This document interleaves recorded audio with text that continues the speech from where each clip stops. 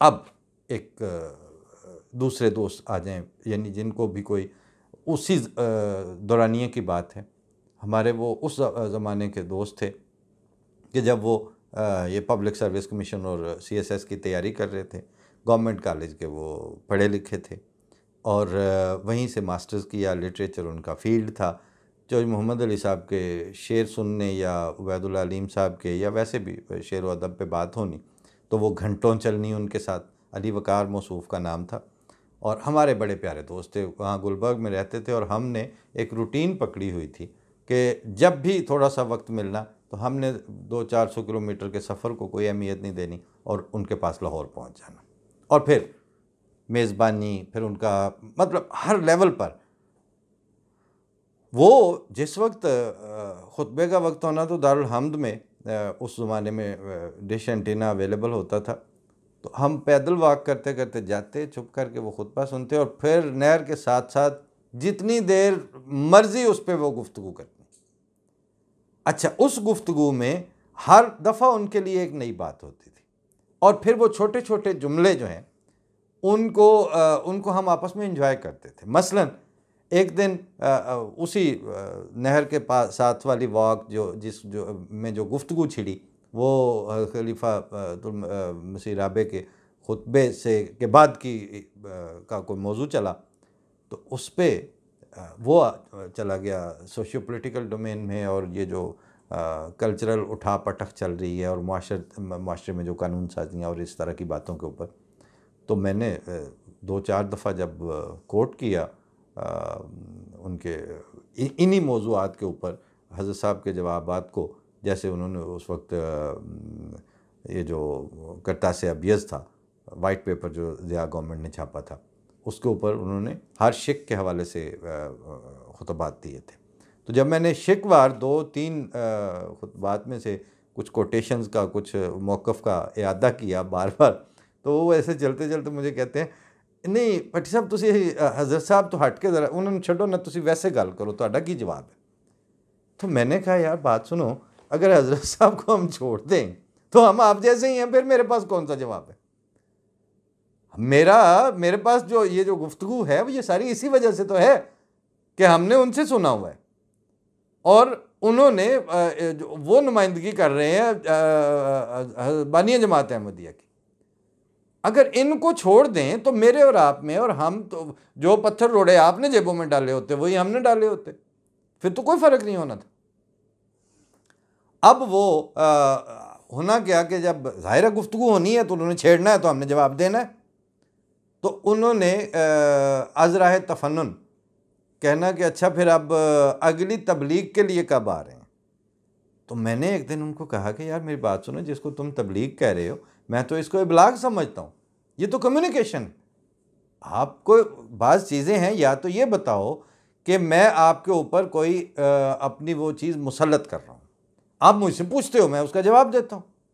आप मुझसे पूछते हो कि आपको ये चीज़ क्यों पसंद है, आप ऐसे क्यों हैं, सीधा सा सवाल है कि आप मुझे कहते हो कि आप क्यों अहमदी हैं, तो मैं आपको बताऊंगा कि मैं इसलिए अहमदी हूं। तो ये तो म्यूचुअल कम्युनिकेशन है। इस म्यूचुअल कम्युनिकेशन में आपको शिकवा काहे को? अब क्या हुआ, जस्ट ये जो ईद गुजरी है तो ईद से दूसरे दिन उनका फ़ोन आ गया, कहीं मैंने भी मैसेज छोड़ा होगा, लेकिन काफ़ी अरसे के बाद। मौसूफ़ का बता दूं कि उनको भी बाज़ चीज़ें हज़म नहीं हुई।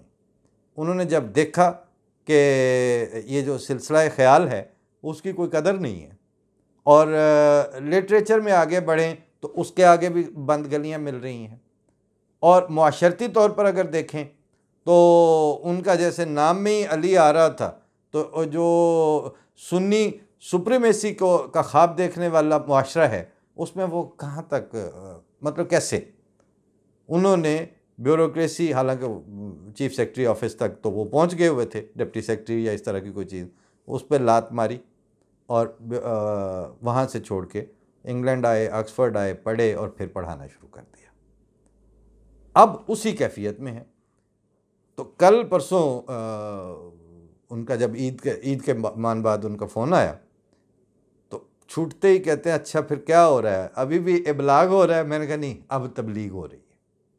आपको इबलाग, तो उन ही वॉज नॉट एक्सपेक्टिंग कि मैं सीधा उसको, मैंने कहा बात ये है कि यार मुझे ये बताओ कि दुनिया में पाकिस्तान को सामने रख लो या दुनिया के बाकी खितों को सामने रख लो, जिस जिस बंदे से आपका वास्ता पड़ता है वो कुछ ना कुछ तो होता ही है।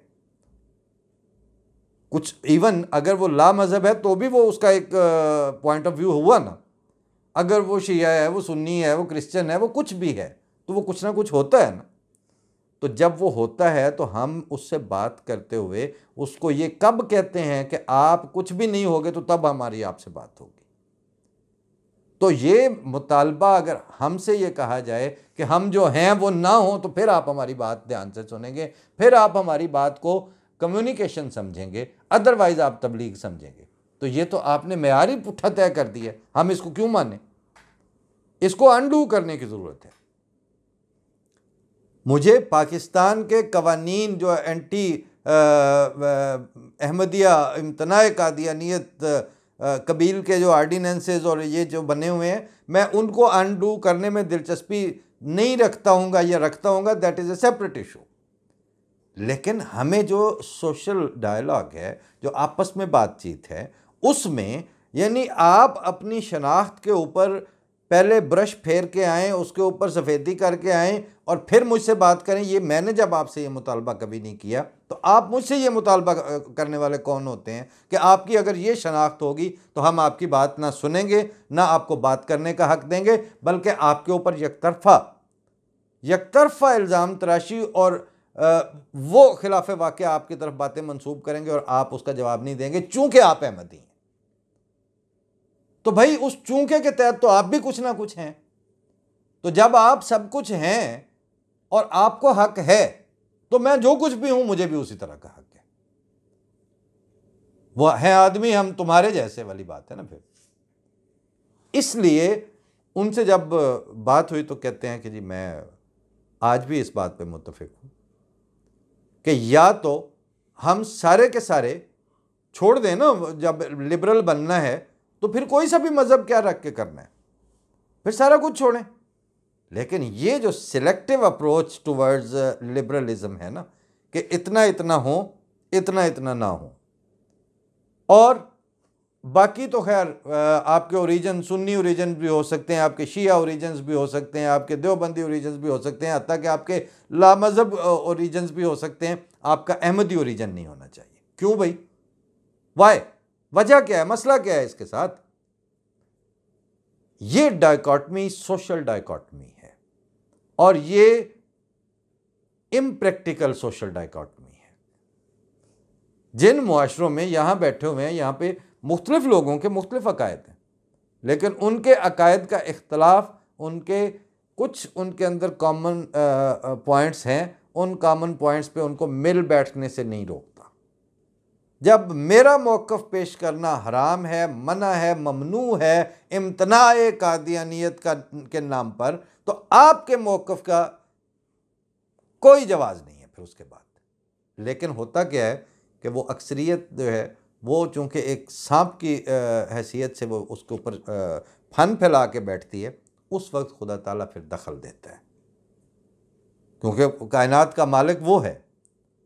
आइन साज और मुकन्नना जो है वो सुनाने को तो बड़ा वो फ़िक्रा सुनाते हैं कि जी इस्लाम में हाकमियत या अल्लाह का तसव्वुर खुदा ताला का है, वहाँ से आती है। लेकिन खुदा ताला का से अगर आती है तो फिर खुदा ताला पहले आपके मामलात में दखल देने का पहले अल्लाह को तो हक दे दें। यानी अब अल्लाह ताला को ये हक ही नहीं है आपके अकायद और आपकी हरकतों की बुनियाद पर कि आप जो भी झूठ बोलते चले जाएं, खुदा ताला आप दखल नहीं देगा। नहीं, वो देता है और वो बताता है। इस वक्त जो आपको जो चेकमेट मिल रहे हैं, इसमें आपके गुस्ताखी के कवानीन के ऊपर भी, इसमें आपको एक दूसरे के लिए जो बिल पास हो रहे हैं और जो तहफ़्फ़ुज़े बुनियाद इस्लाम की कोशिशें हो रही हैं और फिर एक दूसरे को लिखाया और पढ़ाया जा रहा है, अब आपके इजहार के रास्ते बंद हो रहे हैं। अब जिनको उठाया जा रहा है, जो कहते हैं जी उसने इतना इजहार किया था वो भी पकड़ा गया, उसने ये किया था जी उसको भी उठा लिया, उसने इस बात पे अपने मौक़िफ़ की आवाज़ लगाई थी उसको भी ये हो गया। इसका मतलब ये हुआ कि जिन जिन अपने हरबों से और जिन जिन हथियारों से आपने हमला किया था और आपने पर काटे थे, रास्ते बंद किए थे, अब वो पलट के खुदा ताला की तकदीर आप पे उल्टा रही है। और ये जिस वक्त होता है उस वक्त आपके पास एक ऑप्शन है कि आप खुदा ताला से डर के वापसी का रास्ता इख्तियार करें। दूसरी बात, तरक्की के लिए समत का तयन करें। फिर आपके अंदर अभी बहुत ज़रूरत है इस बात की कि आपका आमद उन्नास, आपकी आने वाली जनरेशन, उनको सच्ची हिस्ट्री बताएं।